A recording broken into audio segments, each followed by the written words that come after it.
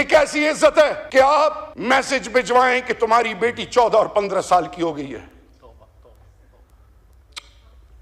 ये कैसी इज्जत है? उस रब्बे जुल जलाल की कसम, ऐसी मां पैदा नहीं हुई जो हमें गोलियों और इन पर्चों से डराए। ये हमारा ईमान है, ये अब हमारी जिद है।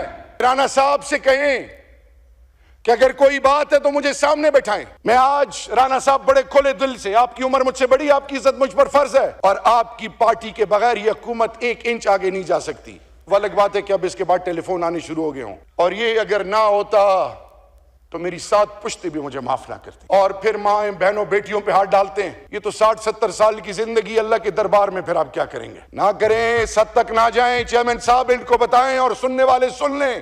पहले 9 मई के हवाले से हम कहते रहे कि जुडिशियल इंक्वायरी बनाएं। अब हम 27 मैसेकर के हवाले से कहते हैं कि उन शहीदों के घर जाएं, उनसे माफी मांगें, उनके बच्चों को ओन करें। हम आपके साथ खड़े होंगे। आए एक नया स्टार्ट लें, आए ये साबित करें कि कौम गैरतमंद कौम है। ये कौम अपने जर्रे जर्रे की हिफाजत जानती है। ये कौम हर लेवल पे जा सकती है, लेकिन ये कौम कभी भी अपने पाकिस्तानी को खून में लथपथ नहीं कर सकती। ब्रीफ कर लें इसको वाइंड अप, क्योंकि आप ही के लोगों ने 1-2 ने बोलना है। ठीक है चेयरमैन साहब, मैं आपके सब्र को दाद दूंगा। 11 सालों में अपनी हुकूमत में भी मुझे किसी ने इतना, मैं सिर्फ इतना कहना चाहूंगा चेयरमैन साहब, आप और ये ऐवान गवाह रहेगा, हमने बड़ी मार खा ली है। मैं अपनी बेटी के साथ गया था तो एज इंटरनेशनल स्टूडेंट उसका बैंक अकाउंट पाकिस्तान और मेरे नाम से जब आया, इट टुक 7 वीक्स। क्यों? रास्ते बंद हो रहे हैं हम पे। आपस की लड़ाई में हमारा वो जिसको 45 साल गले से लगाया, और अफगानिस्तान हमारी इज्जत है, गैरत है, हमारा भाई है, उसके जवान क्यों मुतनफर हो रहे हैं? ईरान और पाकिस्तान एक दफा फिर दूर क्यों हो रहे हैं? सऊदी के अंदर वो पॉलिसीज क्यों आ रही हैं मेरे मुल्क के हवाले से? यूएई के अंदर कुछ तो है जिसके लिए हम जिम्मेदार हैं। क्या वजह कि पार्लियामान पे हमला होता है, मेंबर ऑफ द पार्लियामेंट्स को पार्लियामान से उठाया जाता है? 342 के पार्लियामान में अपर और लोअर हाउस कुछ कहना चाहे भी तो नहीं कह सकते। मैं उस वक्त भी स्पीकर साहब के पास गया था, अयाज सादिक साहब के पास, कि राना साहब से कहें कि अगर कोई बात है तो मुझे सामने बैठाएं, क्योंकि मुझे कभी अली मोहम्मद खान बताता था, कभी कोई और बताता था। मैं आज राना साहब बड़े खुले दिल से, आपकी उम्र मुझसे बड़ी, आपकी इज्जत मुझ पर फर्ज है, अगर हमने इस घर को ठीक करना है तो नेक नियति प्रायोरिटी नंबर 1 है।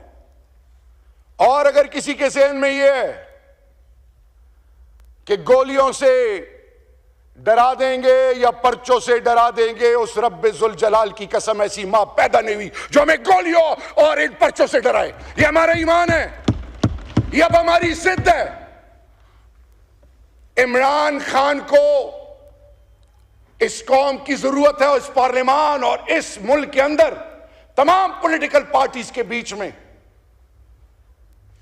ट्रुथ एंड रिकॉन्सिलिएशन के अलावा एक यूनिटी और एक नई कमिटमेंट के लिए हम सबको बैठना पड़ेगा। हम सब आपकी इज्जत करते हैं, लेकिन ये कैसी इज्जत है कि मुझे आप कहते हो कि हम बनी गाला गए और फिर मां बहनों बेटियों पे हाथ डालते हैं। ये कैसी इज्जत है कि आप मैसेज भिजवाएं कि तुम्हारी बेटी 14 और 15 साल की हो गई है? ये कैसी इज्जत है? जो मां और बच्चियां रोडों पे भाग रही हों, और इस्लामाबाद F8 की सड़कों पे। और ये अगर ना होता तो मेरी 7 पुश्ते भी मुझे माफ ना करती। ना करें, इस हद तक ना जाएं। चेयरमैन साहब इनको बताएं और सुनने वाले सुन लें, इस हद तक ना जाएं। आप कहते हैं आप रेड जोन में आए थे, आपने हमारे बंदे भी शहीद कर दिए, जख्मी भी हो गए, पर्चे भी हमारे खिलाफ कर दिए, क्या क्या करने जा रहे हैं। तो वो ये तो 60-70 साल की जिंदगी अल्लाह के दरबार में, फिर आप क्या करेंगे। मैं आखिर में, एक पॉलिटिकल वर्कर, एक खान के सिपाही और एक पाकिस्तान का बासी होने से ये मेरा चेयरमैन साहब आपसे रिक्वेस्ट है, क्योंकि मेरा आपसे इस कुर्सी पे बैठने से पहले आपके बारे में मेरी एक और परसेप्शन थी, लेकिन आप वाकई जब आप जीए भुट्टो कहते हैं तो लगता है आपकी भुट्टो साहब के साथ कमिटमेंट है। आपको उसकी कमिटमेंट की कसम, अगर आप इस कुर्सी पे बैठे हैं और ये डिबेट चल पड़ी है और आपकी पार्टी के बगैर ये हुकूमत 1 इंच आगे नहीं जा सकती, वो अलग बात है कि अब इसके बाद टेलीफोन आने शुरू हो गए हों। अगर आप वाकई भुट्टो साहब के सिपाही हैं, इस इनिशिएटिव को या मत रोकें, लेकिन इस इनिशिएटिव को ये ना समझे कोई कि ये हमारी कोई कमजोरी है या डर है।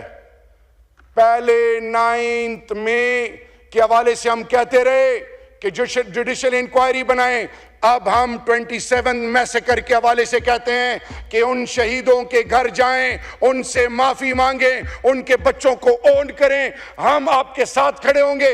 आए एक नया स्टार्ट लें, आए ये साबित करें कि कौम गैरतमंद कौम है, ये कौम अपने जर्रे जर्रे की हिफाजत जानती है, ये कौम हर लेवल पे जा सकती है, लेकिन ये कौम कभी भी अपने पाकिस्तानी को खून में लथपथ नहीं कर सकती। अल्लाह हमें हिम्मत और तौफीक दे और अल्लाह वो सहर हमें नसीब करे कि जिससे मेरे मुल्क की इज्जतों में इजाफा हो। और मैं आज आपसे, ये जो रिग्रेट है ना, ये अंदर अंदर मार देता है। भुट्टो साहब के हवाले से एज मेरे भी वो आइडियल रहे हैं।